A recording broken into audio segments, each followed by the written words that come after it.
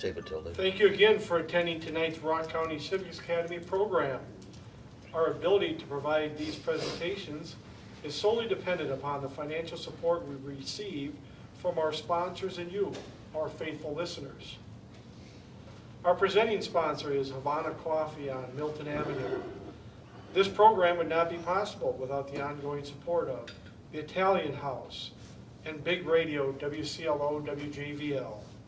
Supporters include Ragnar Ltd. And Ragnar Software, the John Westfall family, Dan Plushik's Janesville News Report, American Awards and Promotions, Stockman Property Development LLC, Tim Lindau, Nowlin Law. If you believe in our mission, we welcome your financial support. Materials explaining our mission and financial support opportunities are available at the registration desk or by visiting our website, commonsenserockcounty.org. And with that, we'll turn it over to Rich Gruber and tonight's panel. Thank you, Paul, and good evening. Welcome. Tonight, we're taking on a topic that is a challenge, to say the very least. It's not an easy topic to talk about because it has so many different facets. Affordable housing is something that not only is difficult to define legally, socially, and otherwise, but once you've defined it, being able to identify it and keep it that affordable and keep it available is an ongoing challenge that, frankly, we don't have solutions for yet, but tonight we've invited people who have solutions to some of the challenges that landlords face, that tenants face, that we as a community face in dealing with this broad topic of affordable housing. So I'd like to welcome my panelists tonight. On my far right, should be a familiar face to many of you, is Gale Price. Gale is the former Economic Development Director for the City of Janesville. And most recently, he's a Vice President for Business Development with First Med Bank. And welcome, Gale. Good to see you again. Thank you. Glad to be here tonight. In the middle, and I think she finds herself stuck in the middle on occasion because she deals in a tough arena. She's the grants administrator for the City of Beloit, works in the Neighborhood Housing Office. And ironically, she has a bit of a background in city planning. She's been a number of years in northern Wisconsin as a city planner and brings a different perspective to the whole topic of housing and community building. So welcome, Megan. Nice to have you with us. And to my immediate right is Professor Mitch from the University of Wisconsin Law School. He's part of the Economic Justice Institute. And he has a long resume that I could go through and talk about for a long, long time. But let me hit just some of the highlights. As I mentioned, he's currently the director of the Economic Justice Institute at the University of Wisconsin Law School. He is also one of the founders of the Neighborhood Law Clinic at the university, and that dates back to the early 2000s, I believe 2007, 2008, and he continues in that role today. And that particular role would be worth an elongated conversation in and of itself. But I also want to note that for Professor Mitch, in addition to being an expert on landlord-tenant relations and law and management, he also happens to be a landlord, a property owner, property manager in the city of Madison, and that gives him a unique perspective. So I want to welcome all three of you to the program this evening. Glad to have you here. Thank you. I want to start with you, Megan, because I've watched with great interest what happens in the city of Beloit in recent years, and there's been some, I think, amazing steps forward in Beloit that serve as a model, in my opinion, for what the region could be thinking about in this respect. And I'm not exactly sure where to start. Do you start with the grant program that was just recently put in place and how it works? Do you get into the earlier grant program that deals with the issue of second-story housing in commercial districts? Of all the things that you've been about, what are you most proud? I think some of the things I'm most proud or most excited for, as you said, the current grant opportunity that's open. The city decided to use some of its TIF, tax incremental financing funding. There's the ability for communities to extend the life of a TIF district by 1 year, and then that increment that's captured in that additional year, they can put specifically back into housing projects, with at least 75% of that needing to benefit affordable housing. And so Beloit decided to do this, and with those funds, the first big project program that we're rolling out is there's $6 million total. It is a grant opportunity for developers who will be developing WIDA LIHTC, or Low Income Housing Tax Credit. I apologize, in my job I use a lot of acronyms, so I will really try to clarify them, but please interrupt me if I don't. But WIDA LIHTC projects, which have the affordability period is set by WIDA, and through that competitive program, there are both limits on the income for prospective tenants, as well as what those rent caps can be based on the income. So in terms of assuring long-term affordability and making sure that those units remain affordable and accessible to our low to moderate income families, really excited for what that money can do for us. So There is a legal definition, and there's I guess, an agency definition of what constitutes affordable housing. HUD has a particular definition. Lending institutions have definitions. The challenge that we face in trying to provide this type of housing, more often than not, boils down to putting a capital stack together that allows the community to help fund these particular types of programs. Gale, that's your background, is putting those what must be necessarily highly creative funding stacks together to make these sorts of things work. Talk about that just a little bit, could you? Well, I'm happy to talk about that. That one project that the city of Janesville had in the downtown, the River Flats project, had an incredibly complex capital stack. It had 13 pieces. It was down to the land that was given. It was the LIHTC that actually, when you understand the LIHTC program, that actually is equity into the project. There were other funds that we at the city of Janesville, when I was there, we were able to grab from other TIF funds. We did a PAYGO on top of that. So you had to evaluate the project a little bit differently, and that's one of the challenges with banking and how do you put together a capital stack, because the traditional apartment project, you look at the internal rate of return on the project, and there has to be a reasonable return to, one, secure investors, or two, secure the bank to be the investor in the project. On a typical LIHTC project, it is more about, can the developer get their developer fee out over that 15-year period? If they can't get that out, they have to pay tax on it, and that really kind of upsets the apple cart. For a bank, the regulators want us to be a partner in low and moderate income projects.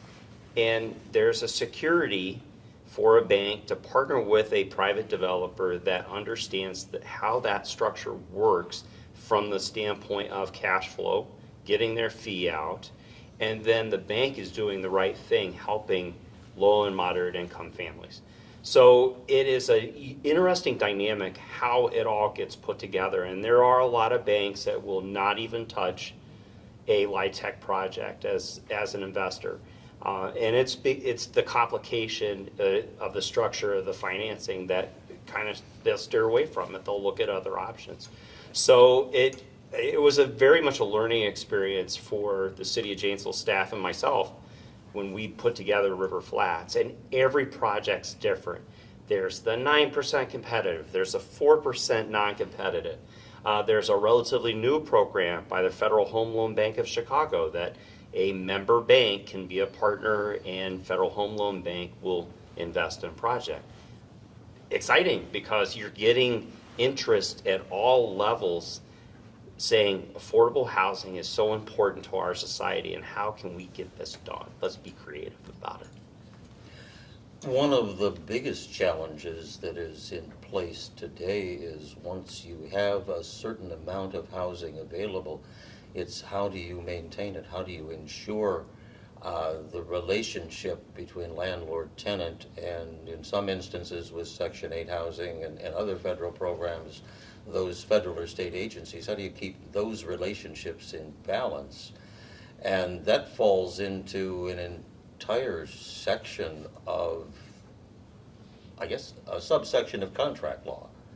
And the management of landlord-tenant is, I'm told, incredibly complex and complicated, and it takes forever to resolve problems.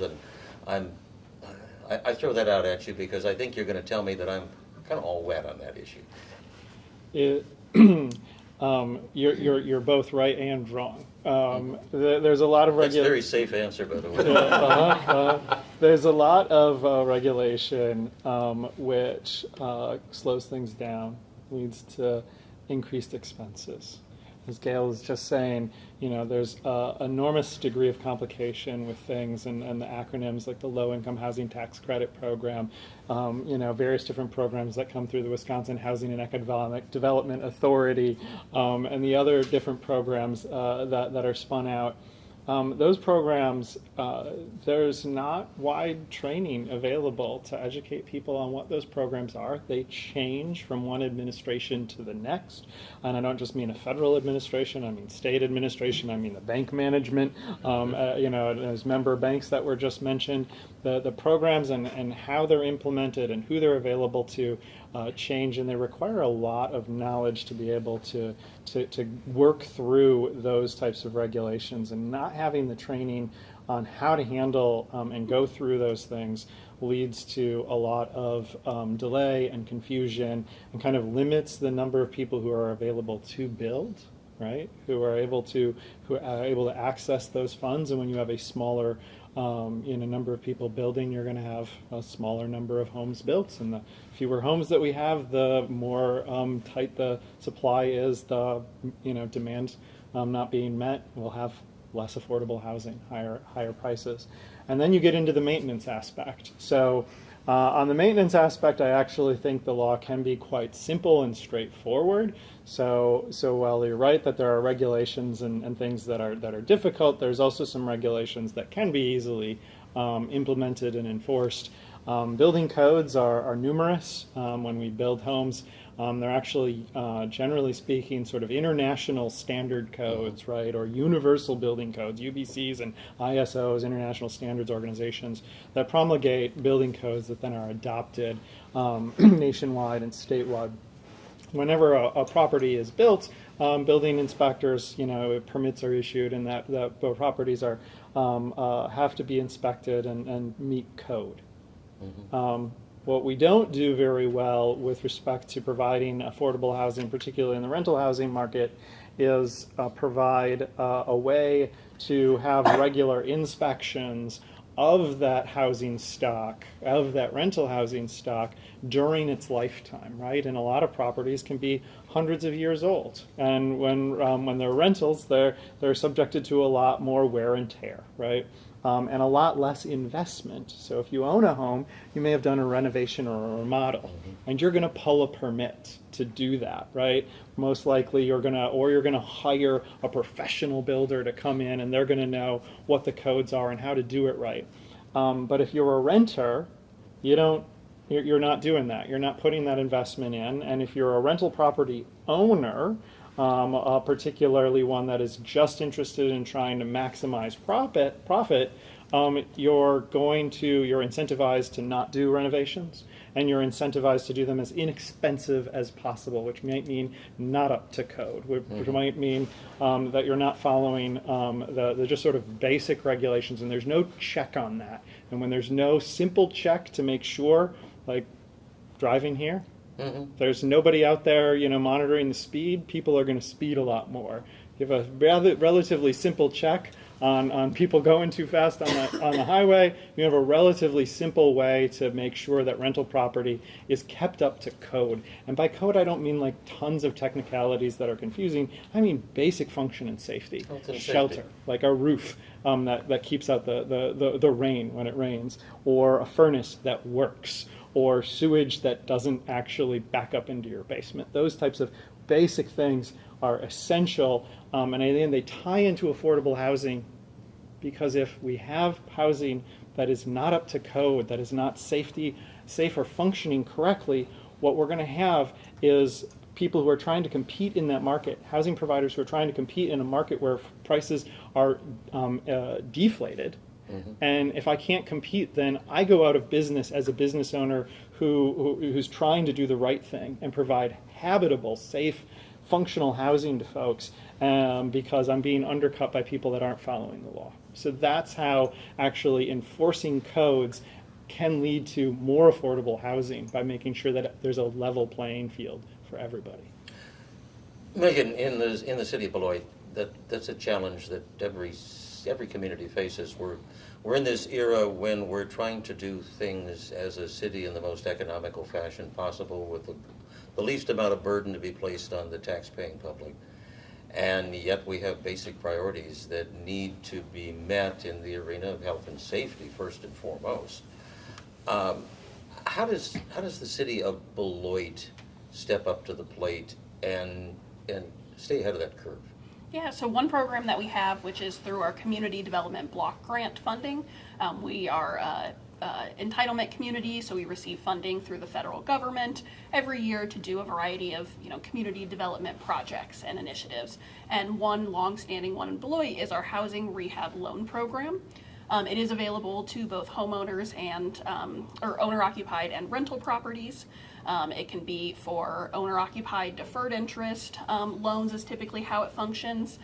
We've also structured it so that there can be a portion grant and a portion loan as a way to help especially the lowest income residents who have deferred maintenance perhaps, or things like that they really need to get caught up on.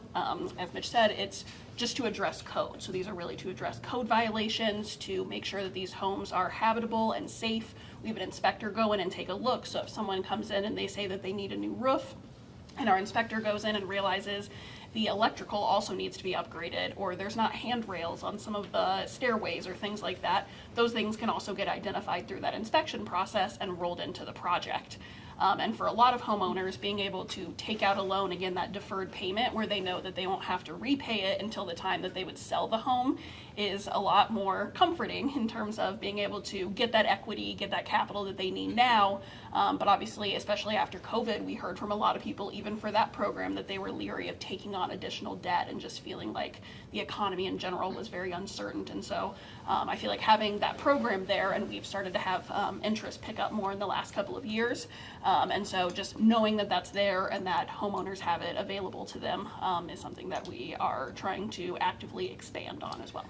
That speaks to a buzzword or buzz phrase that's out there right now, public-private partnerships. And we hear that a lot in so many different arenas. We have to have a public-private partnership to make this go forward or that go forward.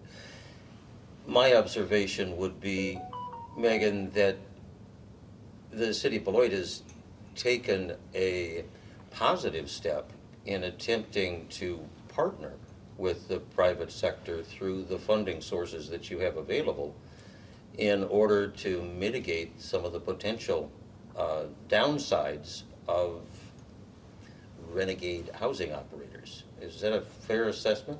Yeah, absolutely. And to build on that, as you said, obviously housing needs and challenges are very multifaceted, and we are also able to loop that into affordable home ownership. That is something that we hear about a lot. Obviously, that is a huge wealth building tool for a lot of families, is having access to home ownership.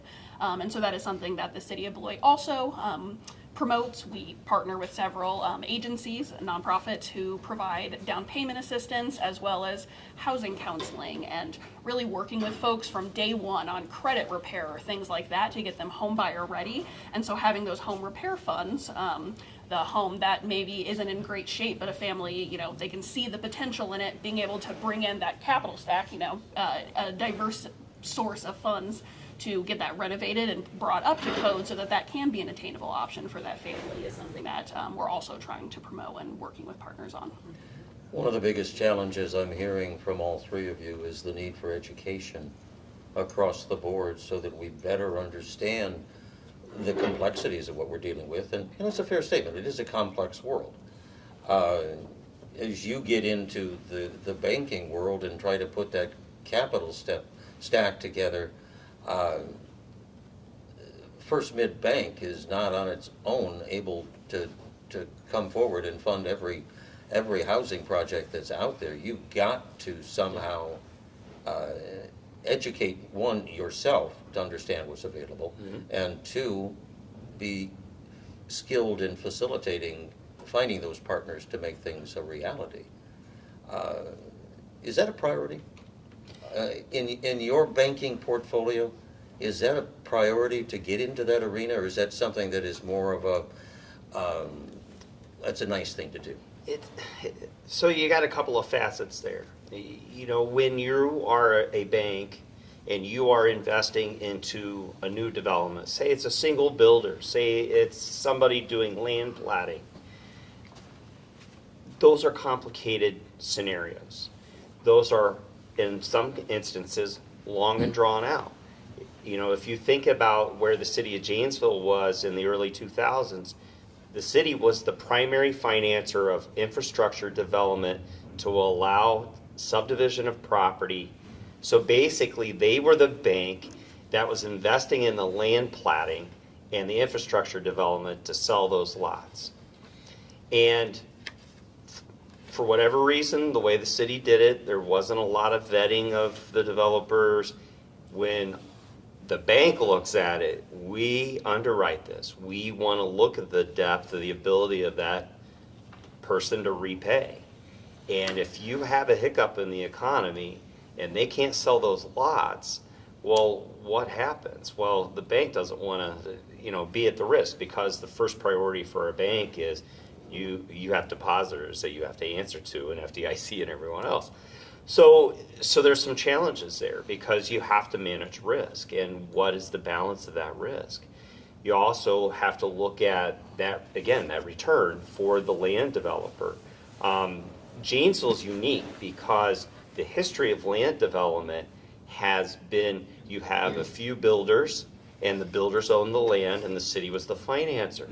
I came from a community that the developer would have to go out, trade up 3 acres of land for every acre that they wanted to buy, because that farmer who was going to sell it to the developer didn't want to pay tax on that. Blame me, I wrote the Farmland Preservation Act. Yeah. So those trade-ups happen. So then the developer and the builder did both, but they had this other transaction involved. And then they had to go out and find traditional financing. But the difference in a community where I came from was the land regulation was much more flexible, allowing creative lot sizes, smaller home sizes, whatever, that allows the market to be able to meet a demand that isn't necessarily met in a community with as homogeneous a housing stock as we have. So that's kind of some of the challenge. Now, when I look at, as a banker, a multifamily project, you know, again, we lean back to the traditional, you know, okay, what's the return on this investment? Does this make sense? You know, and then if there's a LIHTC involved, we got to look at it a little bit differently. But it's always about managing that risk as a financer. And how do we do that but still get to the end goal? And as a bank, the regulators want us to make these investments. So how do we balance all that? And those encouragements by the regulators for the bank to be involved doesn't necessarily mean the bank's going to take the risk. So I have sought out, you know, partners that make sense from the bank standpoint, just like I did at the city. And that's where you have, when you have that trust in that relationship, you can get it done.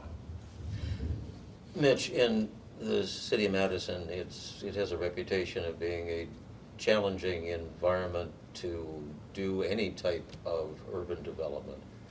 And in the area of affordable housing, there's been a number of initiatives that the city's undertaken. And there seems to be a common theme, though, that I've found as I've reviewed those initiatives.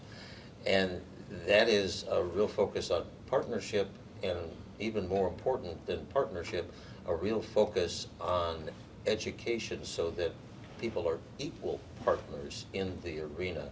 We're trying to level the playing field so we're not discouraging a potential landlord from getting into the business. Is that, am I misreading where I'm seeing the Common Council in Madison headed? No, that seems fair. There certainly has been a reputation in Madison and a lot of communities about a lot of the restrictions that we're discussing here tonight that slow things down. And again, when you're talking about slowing things down, you're increasing the risk, which is what you're trying to reduce. And the longer time frame that you have, the more opportunity for a deal to fall through because of some sort of lot size requirement or number of parking spaces requirement, setback requirements, neighbor comments about the color of the building or half a story here or there. Those types of things, all of those can lead to delay and uncertainty, which really means more risk, less likely to get financing, less likely to get approval, less likely to get built. And so that certainly has been true in Madison since at times. And so, yes, we've certainly continually, everyone tries to improve. I think we can all try to do better and learn from missteps. And so one of the things that I know that the city is trying to do now is to do away with a lot of zoning restrictions. However, that is always going to lead to a lot of fights and arguments. Mm-hmm. There's a really interesting debate, to put a nondescript word on it, between the Madison's current mayor and one of its former mayors about the removal of some zoning restrictions to allow for development, and that is, I think, indicative of one of these issues that you'll see over and over again. And the education aspect that I think you're talking about is that it's really important that we get housing built. If we want to have affordable housing, we need more housing. And while everything is really nice to have it be ideal and to potentially not have any change in our neighborhood or that neighborhood or particular area, change is the only constant, right? It's the thing that's going to happen. We cannot have communities stay the same. We need to build more housing, so we need to get comfortable with a little bit of discomfort and accept that that change will happen, and have education that change does not mean that you will suddenly be in an unsafe neighborhood or that you will lose the character of your neighborhood. It just means that we will have a new neighborhood, just because that's constant. That change is constant, and if housing can get built and people can move into it, then you're going to have new neighbors, and those neighbors could be great neighbors. But if you just fight about no development and you don't get housing, then what you will have is more homeless people in your community. Mm-hmm. That's your alternative. The level playing field argument is always, to me, one of those that I'm not necessarily certain there is a resolution to it. One of the things that I noted as I was doing some review of the neighborhood law clinic, for example, a good portion of that practice is in dealing with landlord and tenant relations. And one of our listeners offered the question, a challenge for renters. They have the need to give 2 months' notice when they leave, yet landlords only lease out for a month. What can cities do to help renters? And legally, is that the obstacle that this listener believes it to be? No. So there's no law in the state of Wisconsin that requires 2 months of notice to get out of a rental agreement. Unless you somehow in your lease write it in that it takes 2 months notice. And you could make an individual agreement. You know, I could agree that if you want to rent my property, you need to give me 2 months. But there is no requirements on a state law. For that. Correct. That's right. Yep. How often do you get into those types of disputes? Well, I mean, about 24 hours a day. Okay. We provide at the law clinic, we provide free legal services in rental housing and employment, and providing free legal services is like building a better mousetrap. The world literally beats a path to our door. Mm-hmm. Yeah. Mm-hmm. Another question that came in from our listeners at home, and this would be for both of you, Megan, and for Professor Mitch. Code enforcement, and the observation this listener's making is it sounds like proactively working with owners goes further in terms of the betterment of the community than it is to put them in a reactive mode. That seems intuitive to me. That just makes sense if you get out front of the curve and work together as opposed to working at conflict. Things actually get done.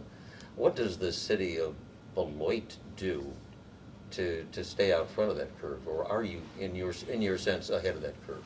Yeah, so code enforcement is obviously a challenging subject.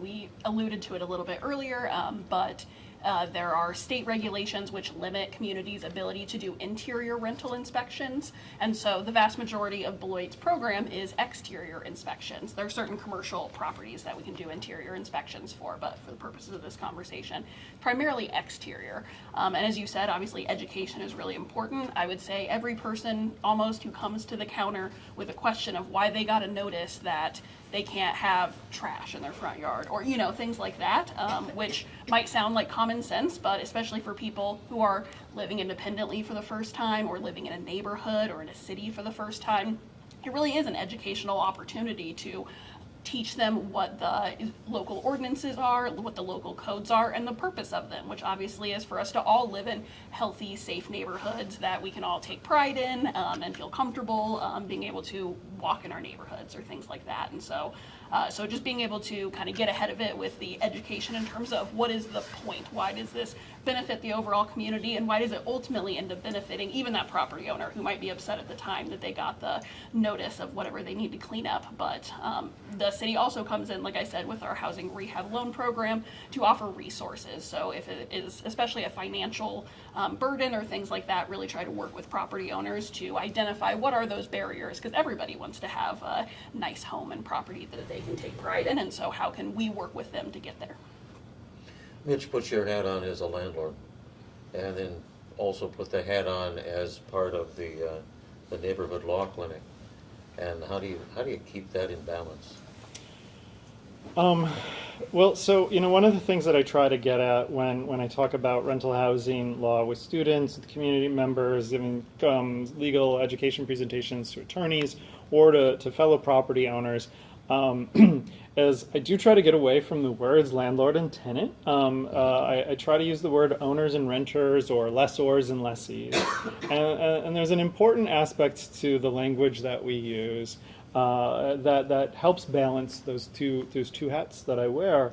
And that is, landlords, if you look at that word and you think about it, where it literally comes from is historical, sort of feudalistic, setup whereby the king, right, owned all property and would just grant rights to the use of that property. Right, the landed nobility rebelled and forced the king to sign the Magna Carta, which is a foundational document in the development of Western law. We as a country rebelled against the king because of in part because of the same things, a lot of echoes in the Declaration of Independence as there were in the Magna Carta about property rights being super duper important. And so we don't have landlords, but we still use that word. We still think of tenants as people that we can kick off the land, or people who just cause damage or things like that, or we think of people, the words have such connotations and such historical meanings that I like to think of lessors and lessees, or owners and renters, or really just businesses and customers. Right? If you think about like treating a renter as your customer, like that, and the customer being right and trying to like respond to a complaint. If when my renter, oh boy, I had to replace a broken faucet, a broken water heater, a broken furnace. These things break. That is my property owner hat on. But these are my customers. These people help me pay my mortgage to the bank. They help me pay my bills. They help me pay my property taxes. They're great people. They're my customers. I want my customers to be happy. And that means that I'm following code and I'm encouraging them to reach out. I'm encouraging them every time that anybody calls me with a complaint about an issue in any of my apartments, the first words that I say is thank you. It's so important that I learn what's going on and that I encourage communication. Just think of any business, but we don't have education for property owners. Not just on like really complicated acronyms like LIHTC and all of the other things. We don't have basic training on how to run a business. And so you see people who inherit a property and they decide to rent it out, or they buy a couple of extra properties because they saw like an online course that they can make passive income, and they don't know anything and they're just trying to make some extra money. And then they're like, oh gosh, this is going to take more time than I budgeted, because they didn't budget anything because no one trained them to do a budget. And so there's just this lack of education on customer service, on budgeting, on making sure that you have the time and the resources to just respond to your customers' basic concerns and treat them like what they are, which is really valuable customers. That is such a refreshing perspective, and coming out of the healthcare industry for many years. I mean, there's ways you can talk about a doctor-patient relationship, and it isn't necessarily conducive to good relationships if you think of it as the perpetrator and the victim. They are customers too, and they don't have to be the enemy. Not necessarily, they don't have to be the enemy, and I very much appreciate that particular perspective. Another listener question, they've heard that the cost of construction in this area is pretty similar. What you pay in Madison is what you'll pay down here. And yet, Janesville, Beloit, they are communities that don't see the cash flow necessary to make that investment pay off. How can you reconcile that? Gale, you've been putting these stacks together long enough to know that if I'm a developer, I need to make enough money to score a little bit of a profit to stay in business. Well, and to the point of the listener, it's true. That cost of construction per square foot of the building, its utilities, itself, is basically the same here as it is in Madison.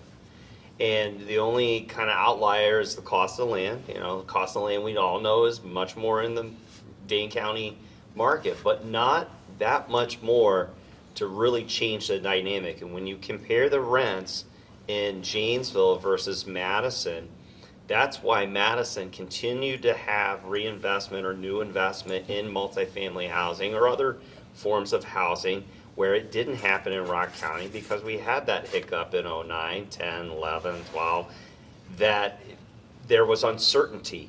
The values, the achievable rents didn't move up. And that's where, when the city of Janesville stepped forward and said, we've got to close this gap, and I was advocating to the city council as the economic development lead, we had to get into this to solve this problem, because as an economic development professional, when you're meeting with companies that are interested in the community and they say, there's no place for your people to, or my people to live, why would I come here? Ooh, we got to fix this.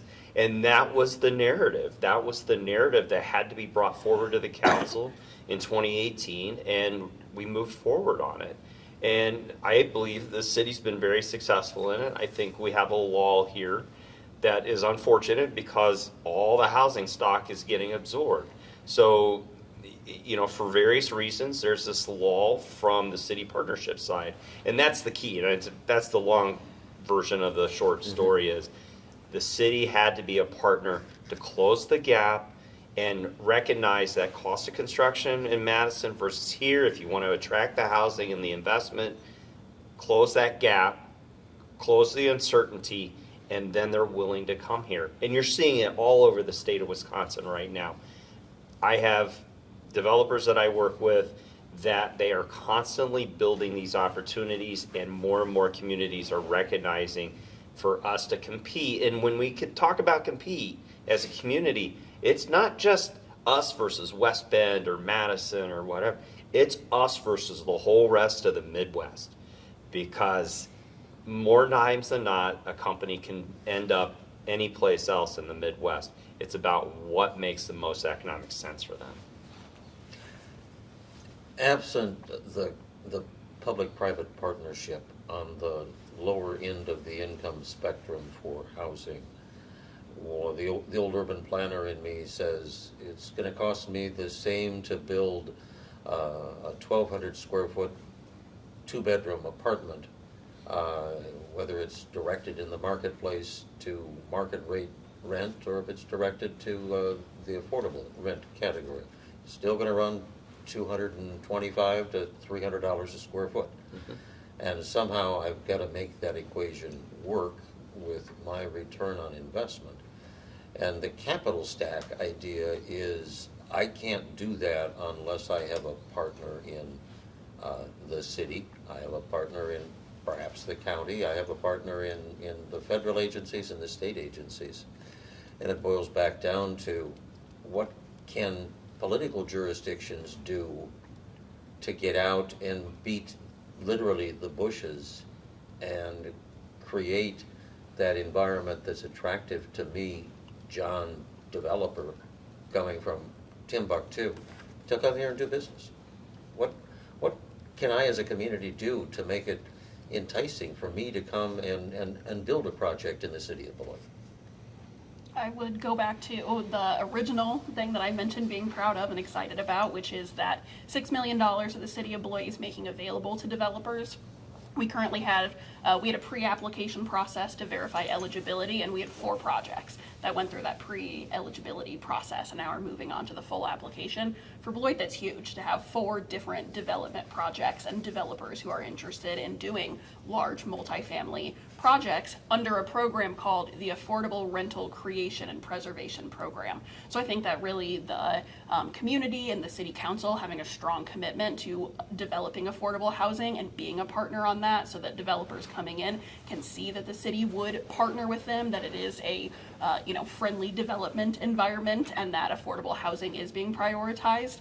In the sense that they're, putting their money where their mouth is, and having that, you said we need that gap filler. That's really what this funding is intended for.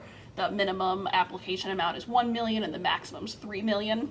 Obviously, that is just one small piece of a lot of these capital stacks, but for a lot of them, that can be the gap filler that can make the difference between a project being able to move forward or not. A lot of it simply boils down to the political will to put, frankly, your money where your heart is. And in some communities, that's a more likely venture to be successful than in other communities. And what happened in Beloit that this became a priority? I would say that it seems like it's been a priority. I will be honest, I've only been with the community for a little over 2 years, but it seems like it's been a long-standing priority, which has been, codified in our comprehensive plan, our strategic plans. It's prominently featured of what are we doing as a community to work towards solving issues of affordable housing, and obviously tied to that is homelessness. And so I would say that being able to kind of center those 2 large community issues and talk about it as what it is, as being very foundational for us to have healthy, vibrant communities where people have the opportunities and resources they need to thrive. Obviously, a lot of that starts with having housing access. And so I think that Beloit has always done a good job of really centering that in the conversations and in their policy making to make sure that housing is accessible, and again, especially to our low and moderate income residents. So I guess I don't know where it started or kind of how to generate that, but I think that, like you said, having that political will makes it so that when opportunities come forward, like being able to extend the life of our TIF district or things like that, that both the council and staff are very ready and willing to put in the additional work and to be creative and figure out what is that gap filler, or what is that gap that we need to be filling, and what are the resources that we as a community can maybe help leverage with developers who would be interested to make these projects move forward. The stigma associated with even talking about affordable housing is something that is so challenging to overcome. We did a program here a few months back, and we brought in some people from the planning department in the city of Madison. And we talked about how the city was proactively demonstrating a political will to address a food desert potential on the south side of Madison. And with all the conversation, it really boiled down to the Common Council in Madison gave a directive to the planning department that was very simple: make it work. And in my years of experience, having been a resident of Madison for a while, that was an unusual directive. You don't see that unless something happens that council is suddenly on the same page. And in Madison, much like the Dane County Board, that doesn't happen very often, that they're on the same page. You being the landlord, the business owner, trying to keep your customers satisfied, I didn't ask you off camera the type of housing that you have, but I'm guessing it's probably a combination of student housing and market rate housing. And quite honestly, the perception sometimes, at least from my days as a student housing is kind of rough housing sometimes. In dealing with that perception, what do you do as a business owner to try and make your potential customers think of you as being a reasonable landlord, a reasonable purveyor of services? Well, again, you treat your customers like any business should treat their customers, which is with good customer service. So you respond to requests and shower your customer with politeness, right? Treat this basic golden rule stuff when it comes to your customer, and that's true if that customer is a couple of undergraduate guys who are experiencing their first time away from home, or if it's a senior couple looking to live by some of the beautiful parks and lakes that we have in Madison, that we have at a lot of communities here in Rock County as well. One of the things you touched on just now is the situation of a grocery store development on the south side of Madison, which is close to where I live and work.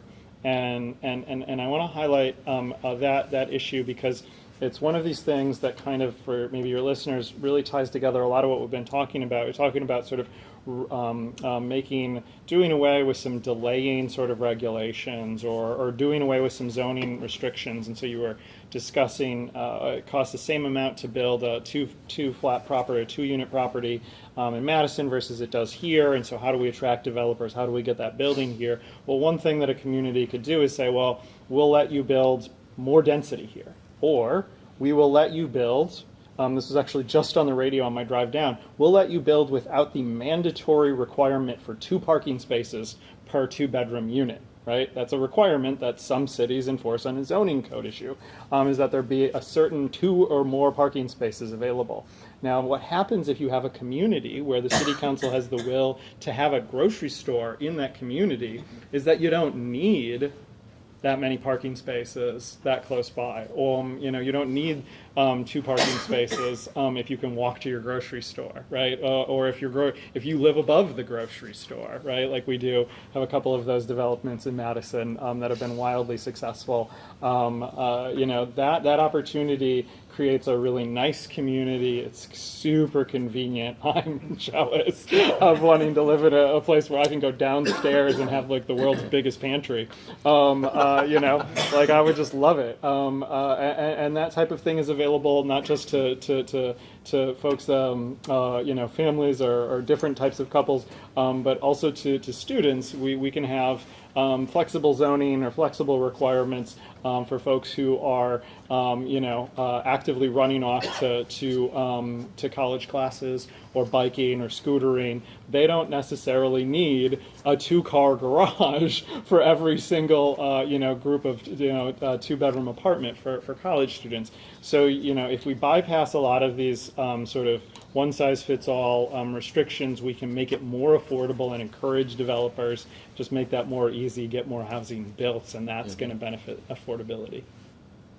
That raises a brand new dimension that we could get onto and take us down the road for hours, and that is the urban master planning and how we approach that whole concept of community. I have been impressed looking at what has happened in Madison as they've innovatively tried to deal with a population explosion and literally a housing crisis that makes our challenges pretty simple in comparison. But they've done it with an open mind and with the idea that we can't continue doing business the same way we've always done business. I look to my neighbors immediately to the south, and I see the same sort of open-minded, let's take a different approach to problem solving. And Gale, you're the urban planner that has a years of experience in master planning and how you can change the paradigm, literally, with a little bit of creativity. What did it take in Beloit to ease up on some of the traditional norms of everybody has to have a quarter to a third of an acre lot, and density can't be anything more than 6 houses on a square block? And how did you get around that? What happened in Beloit that turned the tide there? Yeah, I think it was just last year actually that we had some zoning changes that were passed that relaxed some of those minimum lot size requirements, minimum building footprint, things like that. And I feel like it was really embracing the idea that we need a diversity in housing stock. I feel like that goes to every college student might not need a 2-car garage to fit their lifestyle. So making it so that the housing stock and options in our community are as diverse as the people who are living there. So making sure that we have things that are affordable and accessible, and again are not always meeting the cookie cutter kind of idea of what a home and what a property is. And so I think that in Beloit that was one thing, and it is really tied to affordability and helping people to age in place, and really just kind of centering how do you maintain and help build a community. And so I think that, again, going back to housing and especially diversifying that housing stock has been a priority in Beloit. Observation, and I'll go back to my time on city council in Janesville. In a fell swoop, over the course of just a very short period of time, we approved the equivalent of about 600 units of multifamily housing. And it was the first multifamily housing approvals in the city of Janesville in a long time. And it was one of those moments that should be recorded in time, because it represented a marked departure in how the city approached development of that nature. You were there, Gale.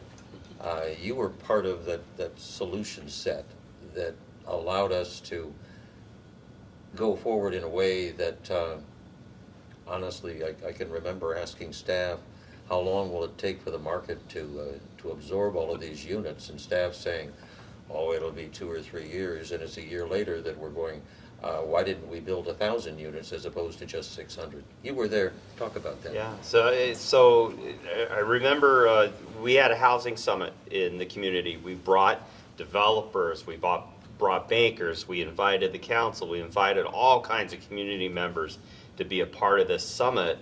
And I think there were 250 people there. Mm-hmm. And we had a panel. And one of the questions to Gale Price was, how many units do you think we need? And I said 500. And there was a gasp across the room. And 3 years later, a realtor in town was on a forum with Forward Janesville. And he brought that up. He said, remember when Gale said there was 500 units needed? He was wrong. We needed 1,000. and it was shocking. I mean, I was looking at it from the standpoint of, I was advocating for the city to invest in these. I did not want to see failure, because that would have been really bad for all of us. But the market was there. It was pent-up demand. And it moved forward. It all panned out. Now, in the grand scheme of things, we had hoped that, the city would not be an investor after 5 years. Now, then you have COVID and the craziness of inflation and the cost per square foot. And I think now one of the challenges is from the city perspective, or as a community member, as it relates to the zoning is the implementation tool of the comprehensive plan. The comprehensive plan gives that broad brush of what the city's going to look like. You look at the community over the last 50, well, say that 70 years, we've been at 4 units an acre. It's not sustainable. You can't do that anymore. When you have an 80-foot wide lot and your idea of live in place is you've got a 1-story house that's 80 foot, 60 feet wide, and you got an 80-foot wide lot, we're not going to be able to continue to sustain that. We got to get away from that zoning pattern. I came here from a city that your minimum front yard was 20 feet, your minimum backyard was 10 feet, and you could have a 50-foot wide lot all over the city. And in that community, the comprehensive plan said, look at the square mile and allow an average of density. So a developer could come in with this broad plan, little houses here, apartments in this corner, bigger houses for the bigger families here. Oh, and the assisted living's going to be in this corner. So you could age in place in one neighborhood. We've never been in a position to go forward with something like that. We need to have that flexibility, because over time, as the city continues to grow in size, it costs more per square mile to maintain. If you have more houses inside that square mile, likely the EAV, assessed value of all those properties, is going to be more than where we're at today, even if it's bigger houses.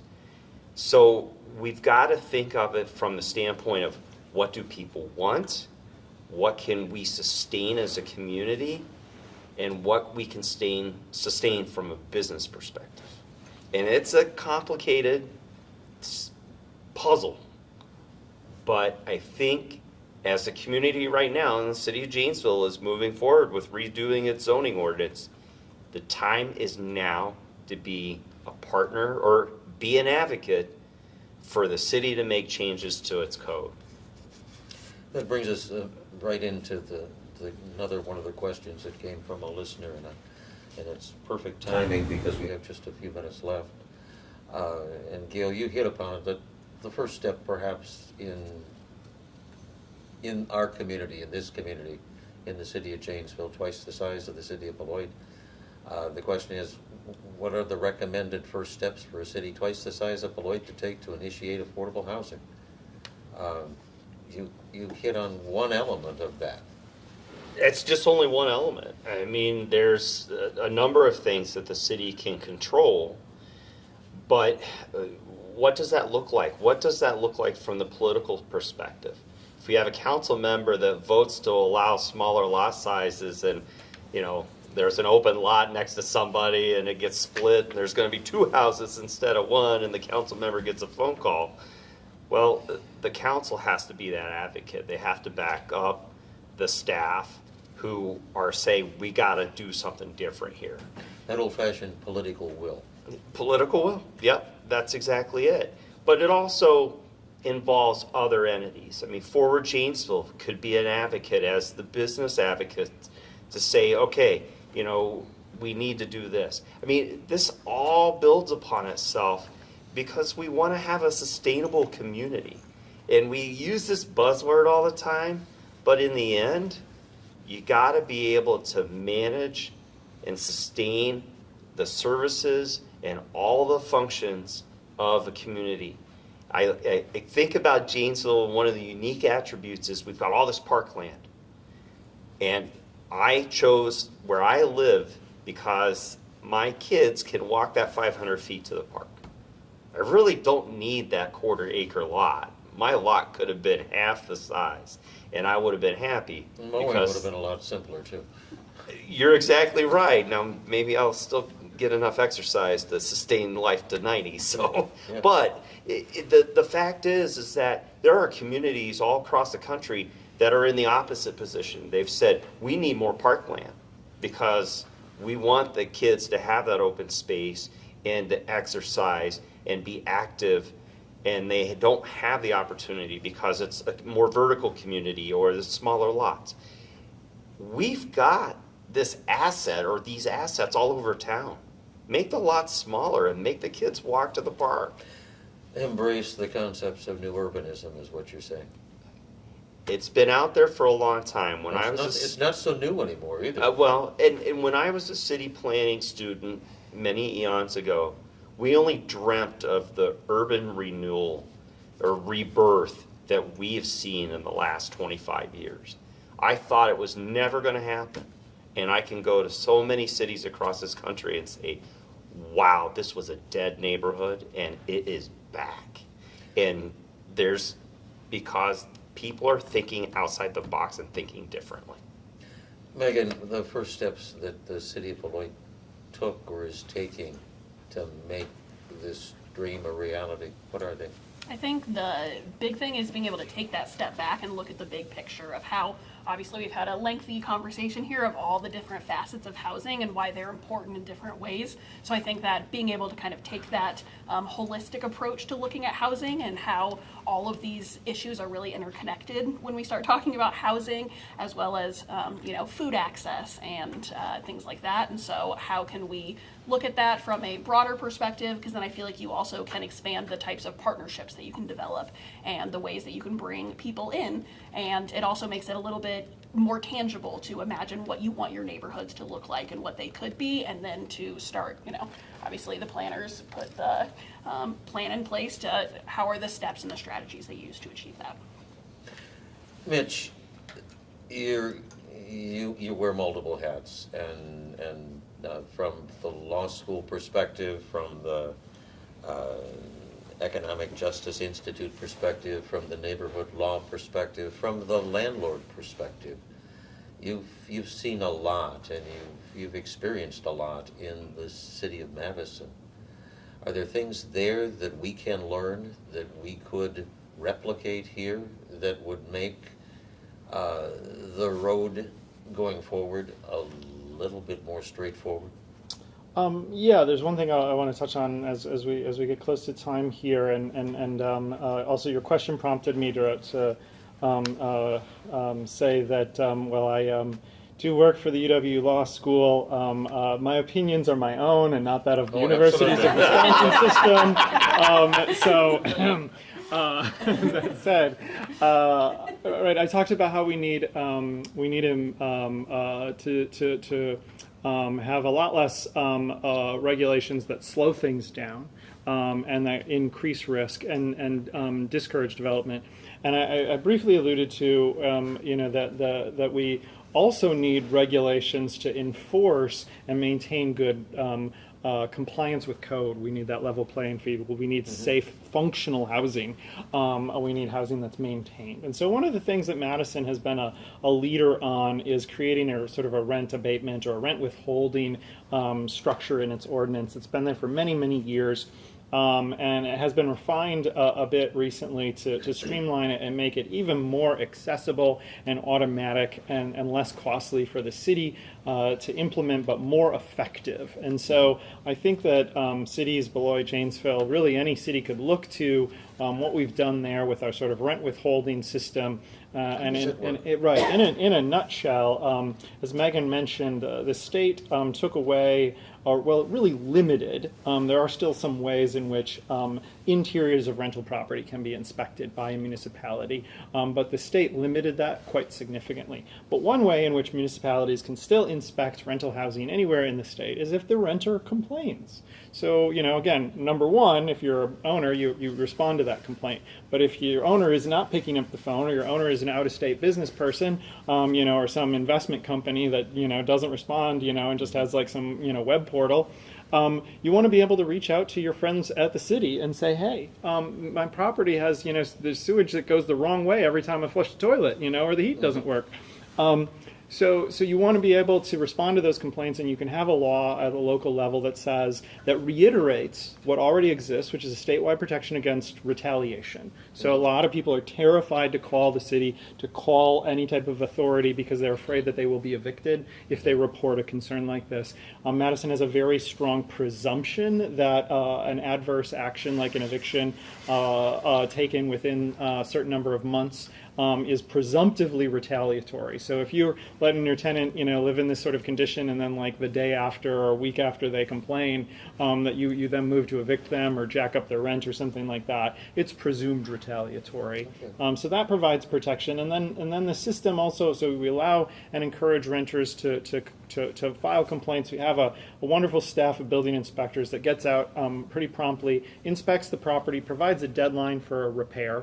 Or correction of any type of code violation, and then comes back out the day after that deadline or thereabouts to make sure, or to see if it is or is not corrected. If it hasn't been corrected, it used to be that then the renter could ask for a hearing, file paperwork, go down to the city, have this like kind of long drawn out process, and we've which was better than most cities to have that process, but we've streamlined it so that now that if it isn't corrected, a letter goes out from the city saying the renter can withhold this much rent. Mm-hmm. Mm-hmm. Boom, just like that. It's like a parking ticket. Right? You got your parking meter, and the time runs out, and you're still parked there. The inspector comes back out and says, "Oh, look, you're still parked there. You're still in violation of this health and safety code. Here is your ticket." And your ticket isn't actually a fine. The ticket is this renter doesn't have to pay this much off their monthly rent. And what that does is, again, helps level the playing field by getting bad business people, or people who aren't keeping their stuff up to code, who are undercutting the market, gets them out of that business quicker. And that's a locally adopted ordinance. That's right. And yeah, it's an intriguing approach. This has been a very enlightening hour. I want to thank you very much for taking the time out of busy schedules and sharing with us some. I don't want to use the word creative solutions. I just want to see what some others are doing that makes this business a little easier and a little bit more productive, and does put it on the path of being, I hate to use the old phrase user-friendly, but user-friendly. So thank you very much for your time. Gale Price, it's always a pleasure. Thank you, and I look forward to many a conversation going forward. Megan, I continue to watch and enjoy seeing the progress that's going on in Beloit. It's so encouraging to see what is happening there, and there's so many things that could be replicated if we take the time to knock down the barriers and actually share some space, some time, and some thoughts. So thank you very much. Professor Mitch, thank you. By golly, you bring so many different facets to the table that this is a conversation that we've started, it'll go on for a long time. So thank you very much for being here. My pleasure.